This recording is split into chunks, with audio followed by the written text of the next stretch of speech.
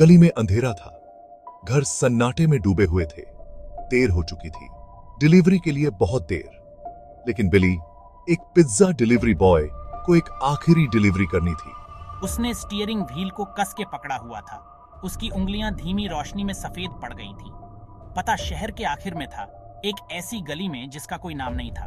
बिली एक पुरानी जीर्ण शीर्ण विक्टोरियन हवेली के सामने रुका। रंग उखड़ रहा था, खिड़कियां अंधेरी थीं, मानो खाली आंखें हों। उसे ठंड लग गई।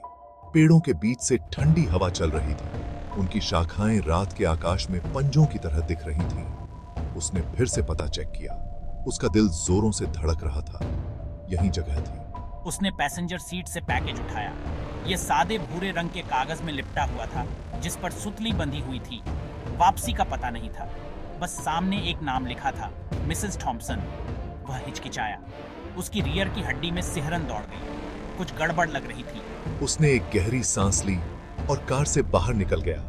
हवा में गीली मिट्टी की गंध और कुछ और था, कुछ धातु जैसा, कुछ अजीब।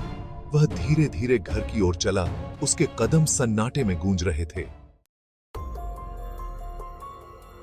वह पोर्च पर पहुंचा। लकड़ी सड़ी हुई थी, उसके भार तले चरमरा रही थी। उसने दरवाजे की घंटी बजाई। आवाज एक सुस्त सी आवाज थी, जो सन्नाटे में समाती हुई प्रतीत हो रही थी। उसने इंतजार किया, कोई जवाब नहीं। उसने फिर घंटी बजाई, सांस रोककर। अभी भी कुछ नहीं। जैसे ही वह मुड़ने और जाने वाला था, उसने अंदर से एक आवाज सुनी, एक धीमी घिसड़ने की आवाज। वह चौंक गया, पीछे हट गया।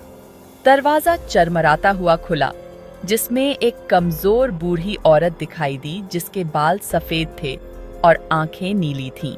मिसेस थॉम्सन, उसने पूछा। उसकी आवाज फुसफुसाहट से ज्यादा कुछ नहीं थी। हाँ, उसने कर्कश आवाज में कहा, मानो कई दिनों से इस्तेमाल नहीं की गई हो। आपके लिए पैकेज, उसने कहा, उसे पकड़े हुए। वह पैकेज को घूर रही थी। उसकी आंखें चौड़ी हो रही थीं। मुझे किसी चीज का इंतजार नहीं था, उसने कहा। उसकी आवाज कांप रही थी। शायद देर से आया हुआ जन्मदिन का तोहफा हो, बिली ने माहौल को हल्का करने की कोशिश करते हुए कहा। उसकी प्रतिक्रिया उसे डराने लगी थी। मिसेस थॉम्सन हिचकिचाई, फिर धीरे से हाथ बढ़ाया और पैकेज ले लिया। उसकी उंगलियां बर्फ की तरह ठंडी थीं, जैसे वह किसी जमी हुई चीज को पकड़ी हुई हो। उसने बिली को देखा। उसकी आंखें डर और उत्सुकता के अजीब से मिश्रण से भरी हुई थीं। तब धन्यवाद नौजवान, उसने कहा। उसकी आवाज धीमी थी। तुम बहुत दयालु हो। बिली ने देखा, जैसे ही मिसेस थॉम्सन ने दरवाजा बंद किया, पैकेज को अपने हाथों में कसकर पकड़े हुए वह अपनी कार की तरफ भागा। उसका दिल अभी भी उसकी छाती में तेजी से धड़क रहा था।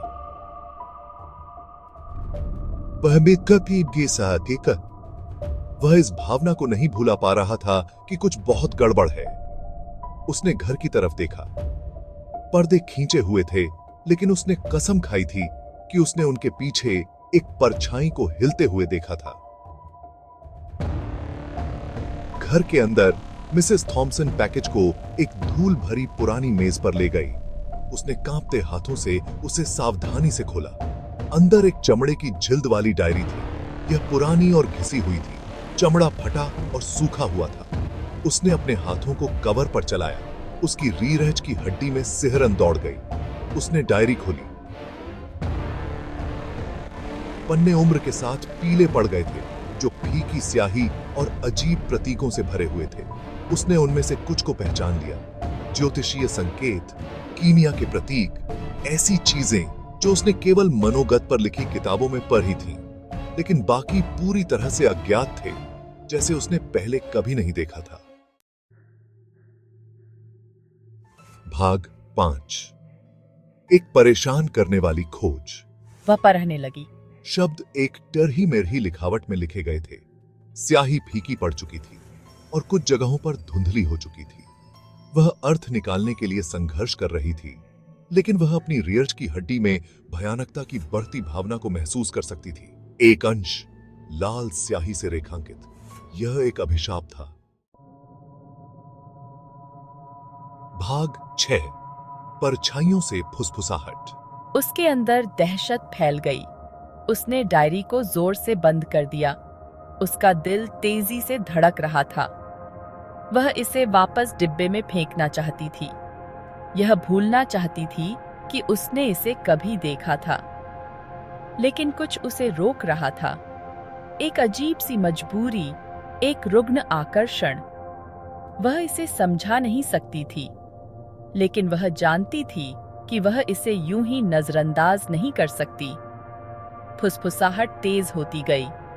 उसके चारों ओर डर के बवंडर की तरह घूम रही थी। वह अपने साथ कमरे में किसी की मौजूदगी महसूस कर सकती थी, कुछ ठंडा और द्वेषपूर्ण। तापमान गिर गया और हवा भारी, घुटन भरी हो गई। उसने डर से चौड़ी आंखों से कमरे को देखा। परछाइयां करीब आती हुई प्रतीत हो रही थीं। उसकी ओर पंजों की तरह खींच रही थीं। वह अपने दिल को अपनी छाती में तेजी से धड़कते हुए महसूस कर सकती थी। उसकी पसलियों के खिलाफ एक उन्मत्त लय। वह फंस गई थी। अचानक मोमबत्तियां टिमटिमाई और बुझ गईं, जिससे कमरा अंधेरे में डूब गया। वह प्रकाश स्विच के लिए टटोलने लगी। उसका हाथ बेकाबू होकर कांप रहा था।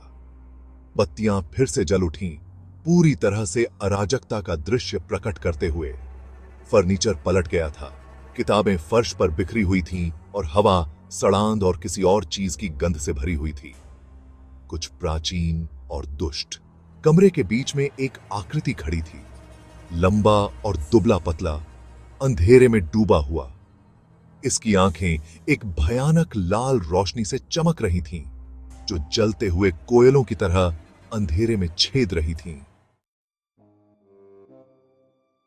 मिसेस थॉमसन हांफने लगी। उसकी सांस उसके गले में अटक गई। आकृति ने उसकी ओर एक कदम बढ़ाया और वह उसका चेहरा देख सकी। यह एक आदमी का चेहरा था, जो मुस्कुराहट की एक विचित्र नकल में मुड़ा हुआ था। उसकी त्वचा उसकी हड्डियों पर तनी हुई थी और उसके दांत एक मौन खर्राटे में नंगे थे। तुम कौन हो? आकृति ने कोई जवाब नहीं दिया। यह बस आगे बढ़ता रहा। उसकी चमकती आंखें उस पर टिकी हुई थीं।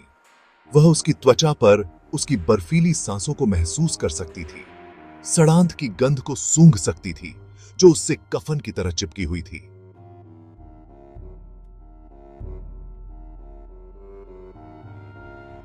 उसने चीखने की कोशिश की, लेकिन कोई आवाज नहीं निकली। उसने भागने की कोशिश की, लेकिन उसके पैर नहीं हिल रहे थे। वह अपनी जगह पर जम गई थी, डर से लकवाग्रस्त हो गई थी। आकृति ने हाथ बढ़ाया। उसकी लंबी कंकाल जैसी उंगलियां उसके गले में बंद हो गईं। उसने उसके हाथ पर पंजे मारे।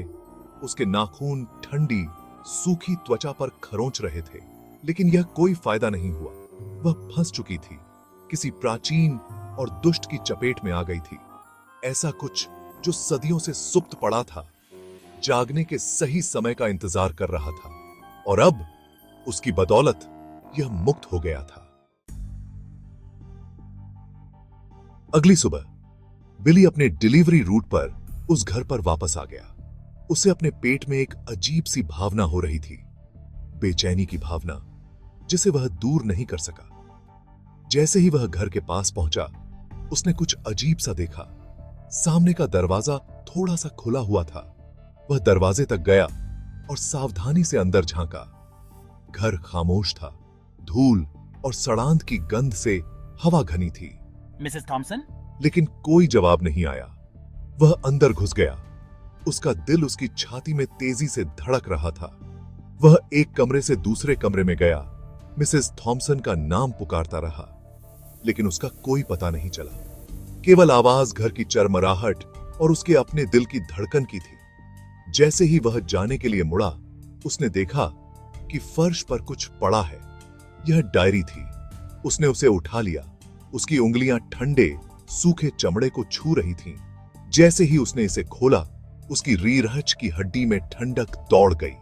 पन्ने अजीब प्रतीकों और परेशान करने वाले चित्रों से भरे हुए थे, और कमरे के बीच में खून जैसा दिखने वाला एक ही वाक्य लिखा था,